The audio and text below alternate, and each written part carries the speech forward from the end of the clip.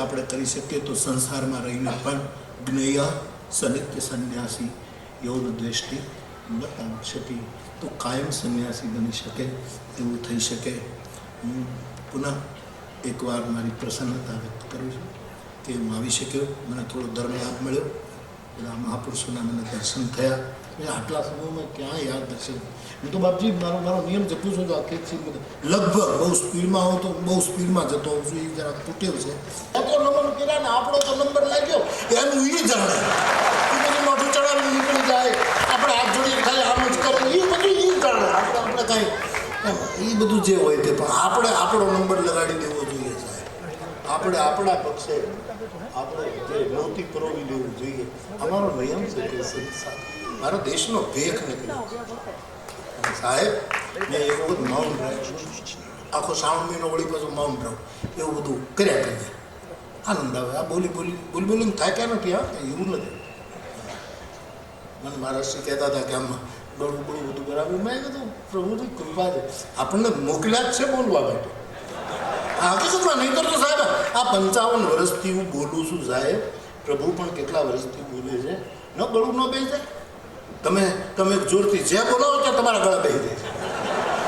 ખાલી જે બોલાવો ત્યાં તો તમારે સૌભાગ્ય હું ખાવી પડે. અમે બોલતા જ નહીં. એ પ્રભુની કૃપા છે આ કામ કરવા માટે. ત્યારે વિશેષ બહુ લાંબુ જોશે ભગવાન. એ 1 મહિનાનું મૌન નહીં ને લાંબુ કહેવાય. બસ 1 મહિનાનું મૌન હતું. પછી મૌન જ્યારે ખુલ્યું ત્યારે મને હરીન્દ્રભાઈ દવે આપણા સાહિત્યકાર બહુ મોટા વિવેકી સંકોચી સ્વભાવના બહારના અવાજો બંધ થઈ ગયા. ગમે તેટલા અવાજ થાય ને કાંઈ લેવા દેવાનું, અંદરના અવાજો છે. જે કમ્પ્યુટરમાં પ્રોગ્રામો નાખ્યા હોય ને, જન્મના ચિત્તમાં જે સંસ્કારો પીડ્યા હોય છે એ બધા અવાજો કરે, એ બધા ફણગા ફૂટે એ. અને મને કહે પછી હરીન્દ્રભાઈ હવે આ તમે મારા સ્નેહી વડીલ છો એટલે કહેવાય નહીં કરતા અમે કાંઈ દુનિયાને કાંઈ વાત કહેવાય.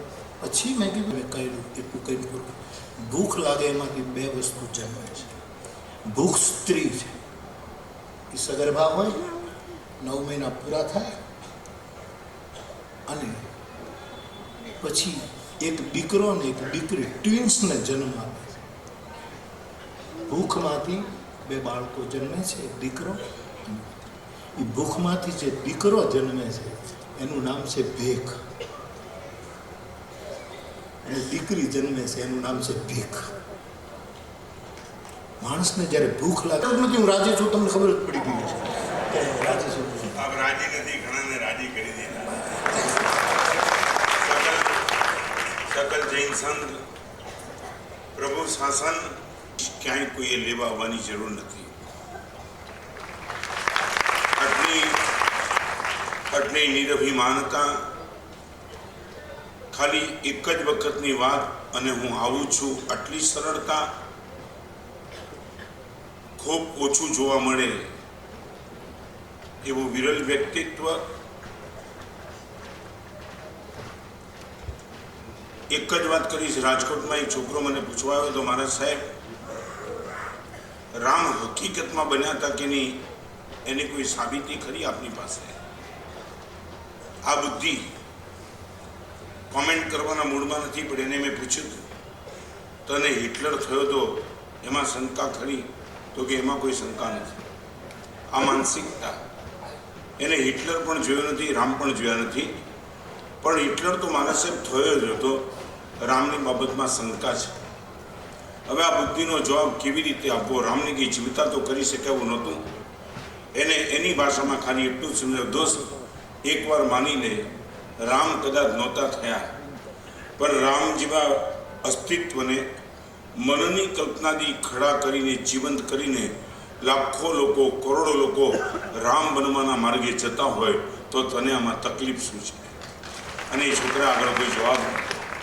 બાપુએ શાયદ દુનિયાનો કોઈ દેશ બાકી છે જ્યાં રામાયણ નહીં પહોંચાડી હોય.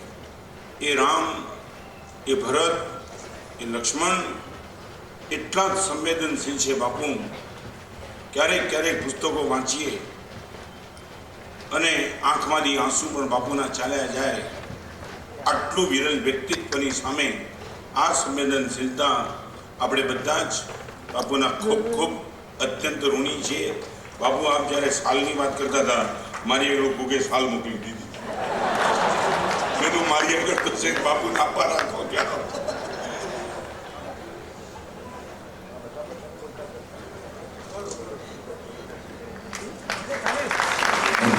साहित्य लोकार्पण हो रहा है. आप और हम जैनम जयंती शासन का अलंकार गाते हुए कहेंगे क्या? जैनम जयंती शासनम बोलो जैनम जयंती शासनम जैनम जयंती शासनम बोलो जैनम जयंती शासनम जैनम जयंती शासनम बोलो जैनम जयंती शासनम जैनम जयंती शासनम बोलो जैनम जयंती शासनम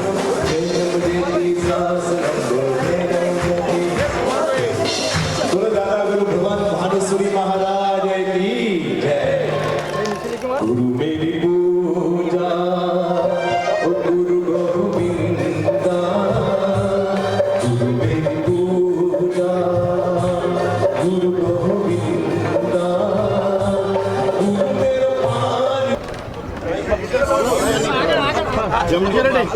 मेरा हिंदी में आपको कहना है कि आज आपने गुरुजी के यहाँ पे आए थे, आप अच्छे विनोदी जंग में आज का ये कार्यक्रम आपने किया.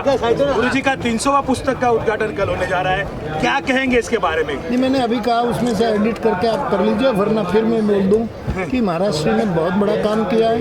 एक विचार यज्ञ किया है उसने कि 300 किताबें उसने दी. इसलिए मैंने कहा कि ये पुस्तक नहीं है, महाराज जी का वह मस्तक है.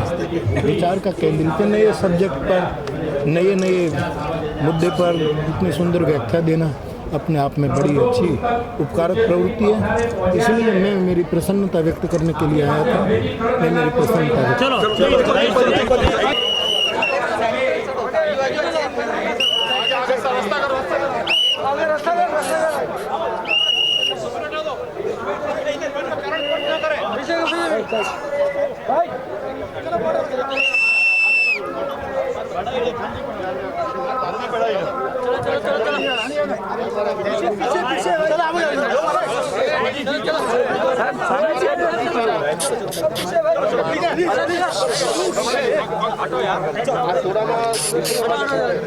पासपोर्ट का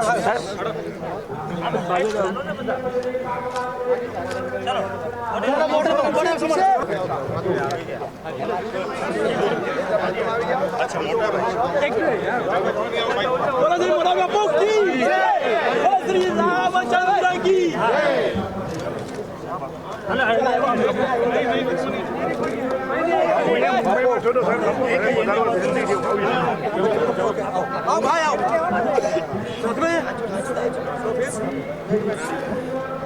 नहीं ये आशीर्वाद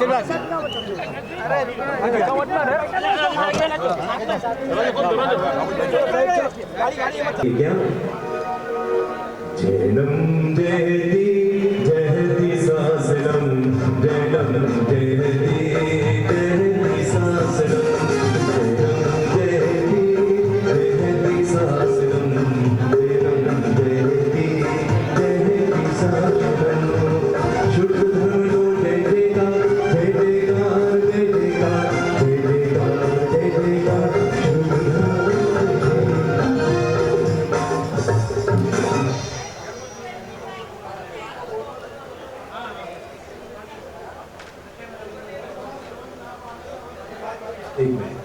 एक गोल्डन बुक तैयार करने के लिए परम पूज्य प्रन्यासी विजय महाराज साहब का अद्भुत मार्गदर्शन मिला और किताब तैयार करने में हमारे भरत भाई लक्ष्मी ज्वेलर्स वाले यदि यहाँ पर आए हो,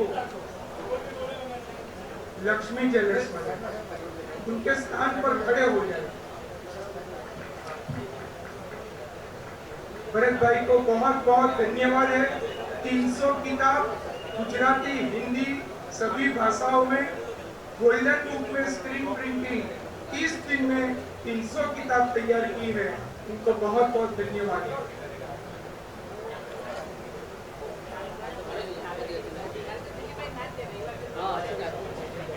अभी पूछिए और सत्कार समारोह में अलग संसद सम्मेलन में समारोह के बारे में क्या कहना चाहिए? इस समारोह के बारे में क्या कहना चाहिए? देखिए, ये जो जैन समाज है,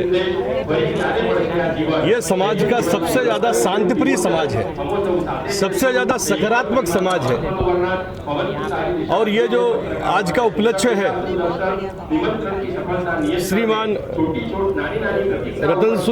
रतन सागर जी महाराज के द्वारा जो ये कार्यक्रम जैन समाज में किया है, मुझको यहाँ पर आकर के अत्यंत प्रसन्नता महसूस हो रही है।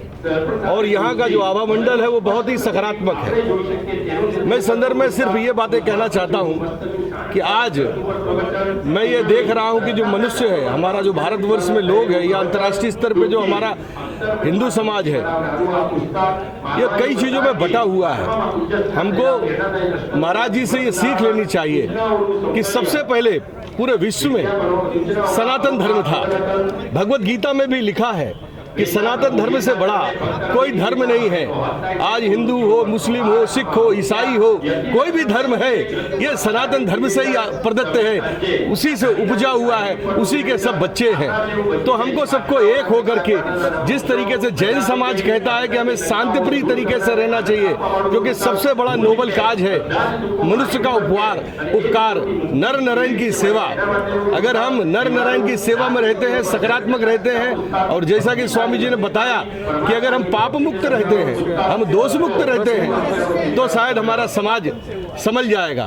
दूसरा इसमें मैं कहना चाहता हूं कि 5 चीजें, जैसे हम पंच तत्व से बने हैं, वैसे 5 चीजें जो हैं वो समाज में सबसे ज्यादा अहम भूमिका में रहती है। सबसे बड़ा परमात्मा, परमात्मा ही ने सारी सृष्टि बनाई है।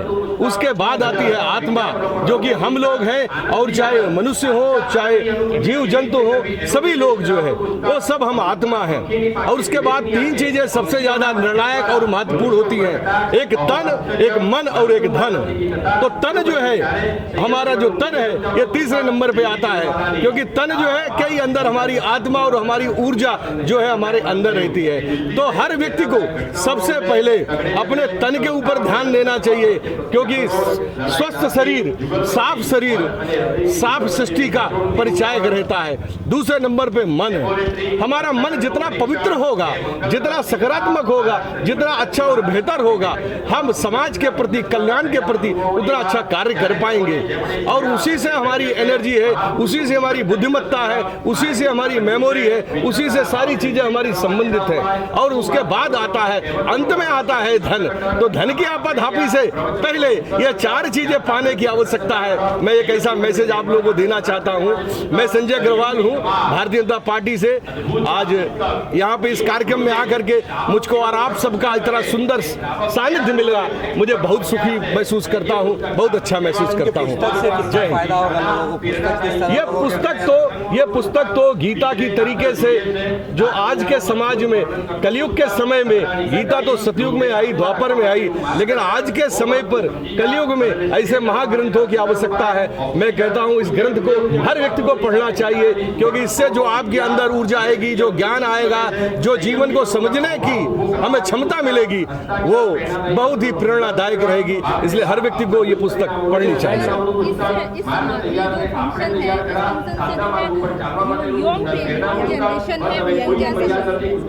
देखिए, जो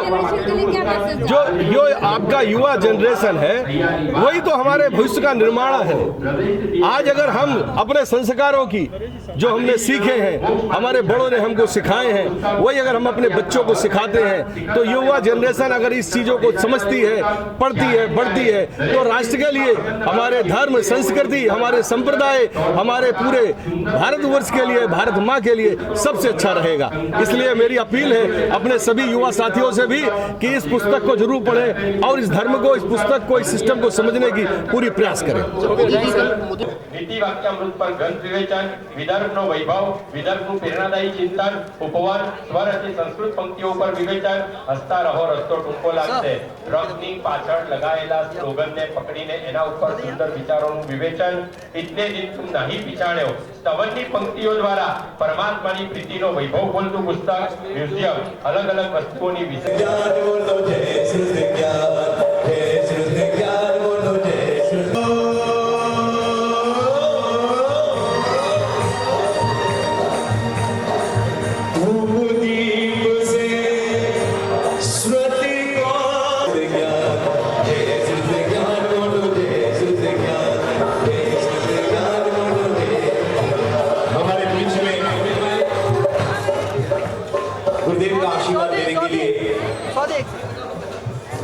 मुंबई शहर से, हिंदुस्तान के हर कोने से। अनिल भाई, हाँ जी, एक मिनट जरा सबको बिठा दीजिएगा। पूज्य गुरुदेव का बनाना बाकी है, जाहिरात करके आप सब अपने अपने स्थान पे बैठ जाइए प्लीज। 1-2 मिनट के लिए आप सब बैठ जाइए। हमारे बीच एक्टर राजेश भाई दुग्गल साहब, जो हमारे हीरो फिल्म के डायरेक्टर हैं। हमारी फिल्मों से भी लोगों को कुछ संस्कार मिले, उनके जीवन में अच्छा परिवर्तन आए, ऐसी भावनाओं को ध्यान में रखते हुए ये पूरे यहाँ पे आए। धन्यवाद। મંચ ઉપર જેટલા પણ સ્વજનો ઊભા છે, લાભાર્થી પરિવાર કરબદ્ધ પ્રાર્થના 1 મિનિટ માટે ઝડપ.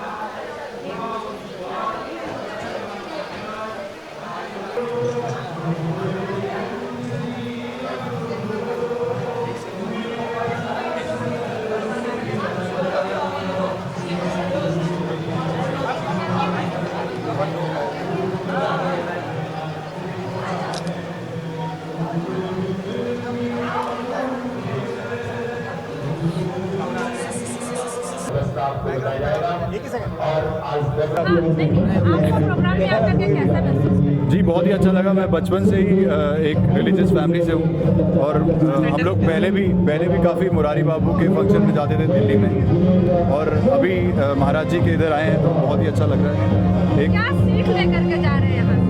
जी किसी भी जगह आप जाते हैं जहाँ पे एक स्पिरिचुअल फंक्शन चल रहा होता है, एक रिलीजियस जब एक लेक्चर चल रहा होता है तो बहुत पीस मिलता है, और ये भी मिलता है कि लाइफ में आपको थोड़ा स्टेबल रहना चाहिए और अपनी ईगोज़ को घर छोड़ के आना चाहिए, जो कि होनी भी नहीं चाहिए लाइफ में, और एक स्टेबिलिटी से लाइफ को जीना चाहिए।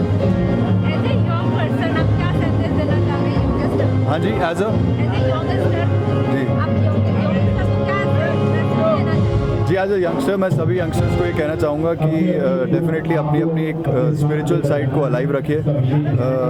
ऐसे फंक्शंस में आप ज़रूर आइए, और साथ में अगर नहीं भी आते तो आप इतना टाइम दीजिए अपने आप को कि 15-20 मिनट, आधा घंटा रोज़ अपने आप में स्पेंड करिए, ताकि आप अपने आप को जान सकें, जो आगे जाके आपको हेल्प करेगा। And live your life fully, live your life in a very fun way, colourful way, लेकिन एक स्पिरिचुअलिटी को याद रखिए और उसी के साथ जिए। आप क्या कहना चाहेंगे?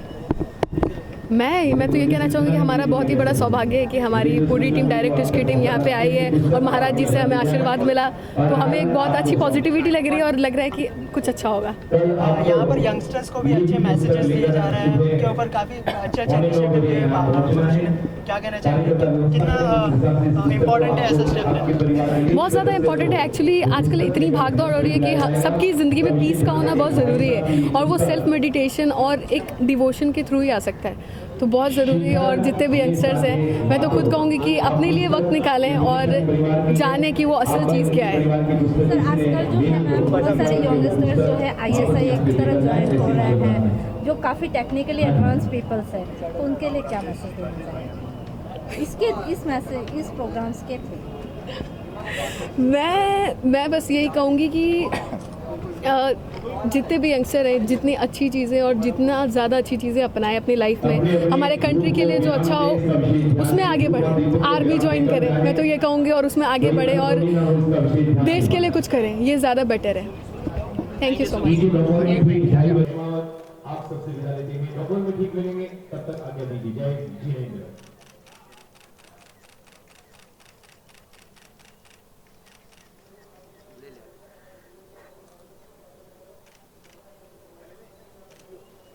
Thank you.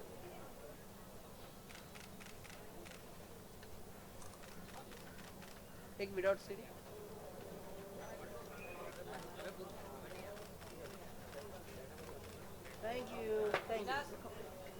हाय, मैं हूँ स्वाति शर्मा और आप मुझे देख रहे हैं सिने करी पे। Thank you. हाय, मैं हूँ Rajneesh Duggal and you are watching cine curry. Thank you so much.